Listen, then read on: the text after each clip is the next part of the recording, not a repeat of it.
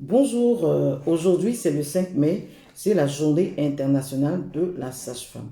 Je profite de cette occasion pour adresser un message particulier aux sages-femmes. Alors, les sages-femmes en Afrique devraient être adulées, devraient être respectées, devraient être aimées pour le travail qu'elles font, ce travail d'accompagnement de la femme en salle d'accouchement. Mais malheureusement, eh bien, ce n'est pas le cas. Ce n'est pas le cas parce que plusieurs femmes souffrent des attitudes souvent qui sont mauvaises en salle d'accouchement de la part des sages-femmes. Plusieurs femmes se plaignent du mauvais comportement de la sage-femme qui les assiste en salle d'accouchement. Et c'est pour cela que la sage-femme qui devait être encensée, élevée, aimée, adorée par la population, eh bien, ne l'est pas. Il faut tirer la sonnette d'alarme et il faut réagir sur cette question. On ne peut pas continuer à exercer ce métier en étant fier d'être sage-femme alors que plusieurs femmes se plaignent, plusieurs femmes souffrent des attitudes des sages-femmes en salle d'accouchement. Eh bien, je souhaiterais que ce 5 mai soit mis à profit pour nous remettre en question, pour faire en sorte que nous puissions évaluer nos attitudes, notre pratique sage-femme et changer les choses qui sont mauvaises, changer les pratiques qui sont mauvaises. Nous faisons le même métier que les sages-femmes en Europe. Mais pourquoi toujours il faut se plaindre des sages-femmes, il faut se plaindre des sages-femmes africaines? Pourquoi faut-il toujours se plaindre des sages-femmes ivoiriennes? Pourquoi? Qu'est-ce qui fait la différence entre les sages-femmes en Europe et les sages-femmes en Afrique? Pourquoi est-ce qu'on ne peut pas être aussi douce, aussi aimante, aussi aimable avec la femme au cours de son travail? Pourquoi ces injures? Pourquoi cette maltraitance? Pourquoi? Pourquoi?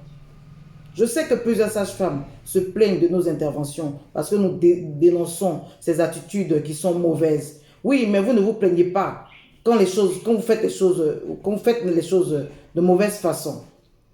Ce n'est pas la personne qui dénonce qui fait mal, mais c'est la personne qui pose l'acte mauvais qui fait mal. Nous devons changer notre attitude. Nous devons changer nos comportements pour que la femme en sortant de la salle d'accouchement soit fière de nous. Pour que la femme en sortant de l'accouchement ait un bon témoignage envers la sage-femme. Oui, c'est en ce moment-là que nous serons fiers du métier que nous faisons. J'entends souvent dire, oui, c'est Dieu qui nous le rendra. Oui, mais quel est ce bien que vous faites à Dieu sans le faire aux hommes? Comment prétends-tu aimer Dieu qui est dans les cieux alors que tu n'aimes pas ton prochain qui est à côté de toi? Le bien que vous faites à votre prochain, le bien que vous faites à la femme en salle d'accouchement, c'est à Dieu que vous l'avez fait. Pour nous qui sommes chrétiens, c'est écrit dans la Bible. J'avais faim, vous m'avez donné à manger. J'avais soif, vous m'avez donné à boire. J'avais froid, vous m'avez couvert. J'étais en prison, vous m'avez visité. Tout ce que vous avez fait à l'un de mes petits, c'est à moi que vous l'avez fait. Donc si vous voulez que Dieu soit content de vous, il faut que votre prochain, il faut que l'homme qui est à côté de vous soit aussi content de vous. Non, il n'y aura pas de bénéfice dans le ciel pour la sage-femme alors que les femmes sont traumatisées. Oui, plusieurs femmes sont traumatisées de la salle d'accouchement et ça c'est inadmissible. C'est inadmissible que des femmes sortent traumatisées par le comportement de la sage-femme. C'est pas normal. C'est pas normal et il faut qu'on réagisse là-dessus. Il faut qu'on réagisse là-dessus. Plusieurs femmes ont ce genre de paroles. Moi, je préfère ne plus accoucher. Moi, je préfère ne plus aller dans une salle d'accouchement parce que vraiment, ce n'était pas possible. Plusieurs femmes le disent et ce n'est pas normal. Ce n'est pas normal. Il faut qu'en ce 5 mai-là, nous puissions faire une rétrospection. Nous puissions nous remettre en question. Qu'est-ce qui n'a pas marché? Il faut penser à la satisfaction du client. Il faut penser à la satisfaction de notre parturiente.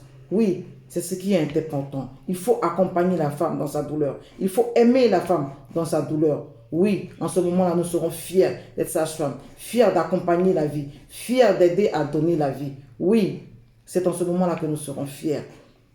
Mais je ne peux pas être fier d'être sage-femme pendant que toutes les femmes se plaignent, pendant que toutes les femmes pleurent des mauvaises attitudes des sages-femmes. Il faut que nous changions de comportement. Et c'est possible en Afrique. On n'a pas besoin d'être riche pour être aimable.